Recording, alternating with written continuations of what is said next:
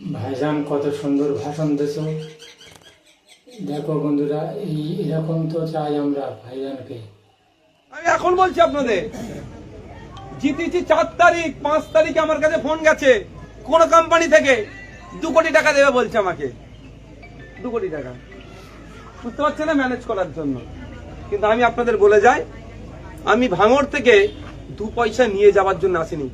1,37,00,000 টাকা বাড়ি থেকে নিয়ে এসে আমি আমার কোটা পূরণ করেছি সেই ছেলে। সুতরাং আমাকে টাকা দিয়ে কেউ কিনতে পারবে না।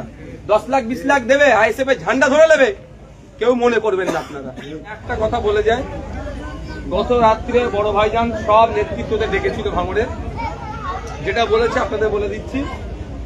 কে তৃণমূল, কে সিপিএম, কে আইএসএফ, কে কংগ্রেস দেখার দরকার নেই, একটানা হিংসা হয়। যদি কেউ হিংসা করে তাকে দল থেকে বহিষ্কার করা হবে। আমাদের ভাঙড়ের মানুষ শান্তির জন্য আমরা পক্ষে।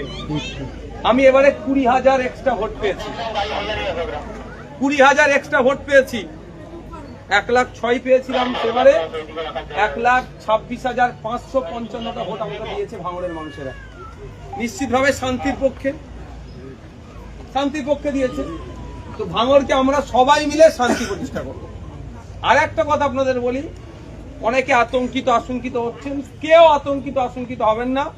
আমাদের দলের প্রতিষ্ঠাতার নাম হচ্ছে পিরজাদা আব্বাস সিদ্দিকী, একটু মাথায় রাখবেন। তার ভাই নওশাদ সিদ্দিকী ভুল করলে সেটাও সে ছাড়বে না, ঠিক আছে? আমাকে অনেক সময় তাড়া দিয়েছে, আমি একবার উল্টোপাল্টা বলে দিয়েছিলাম।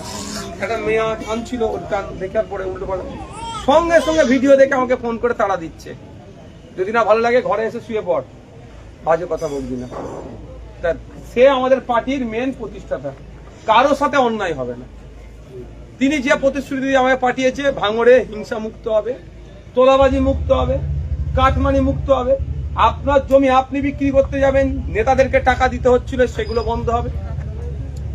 সেগুলো সহ্য করে আমার পার্টির ছেলেরা চলবে। যদি মনে করে এটাতে অসহ্য হচ্ছে, তারও টাটা বাই বাই হয়ে যাবে। এতটাও জোরে গলায় কথা বলছি। সুতরাং আপনার নিশ্চিন্তে থাকুন, কে আসছে যাচ্ছে, কে নওশাদ ভাইজানের সাথে ছবি তুলেছে, ওতে ভেঙে পড়বেন না। আমার সাথে লাখো মানুষ ছবি তুলে, এমনও মানুষ ছবি তুলে বলে দাদা আমি কিন্তু বিজেপির লোক। এমনও মানুষ আছে বলে আপনাকে পছন্দ লাগে একটা ছবি তুললো প্রথমে, তারপর বলছে দাদা আমি কিন্তু বিজেপির অমুক নেতা। আমি তো কিছু পরোয়া করি না। মন জানে পাপ আর মা জানে বাপ। আমি সব মানুষের জন্য কাজ করতে এসেছি। সুতরাং আমার সাথে কার ছবি উঠেছে, আতঙ্কিত হবেন না। কে ডিসিশন নেবে ভাঙড়ের মানুষেরা। ভাঙড়ের মানুষের মতামতের বাইরে একটাও কাজ হবে না, এবার বলে যাচ্ছে আপনাদের, জোর গলায় বলছে। ভাঙড়ের মানুষের মত